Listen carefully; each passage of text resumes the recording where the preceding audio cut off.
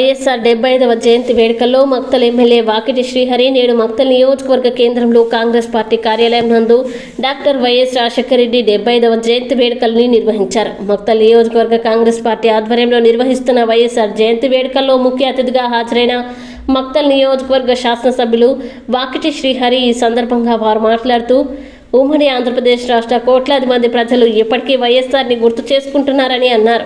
నేడు 2 తెలుగు రాష్ట్రాల ప్రజలు వైఎస్ఆర్ పుట్టినరోజును పండుగ దినంగా జరుపుకుంటున్నారని అన్నారు.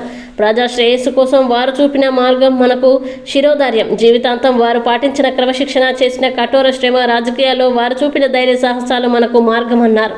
వారి ఆశయాల సాధనే లక్ష్యంగా కోట్లాది కుటుంబాల క్షేమమే ధ్యేయంగా కృషి చేసే దిశగా మనమంతా అడుగులు వేయాలని అన్నారు.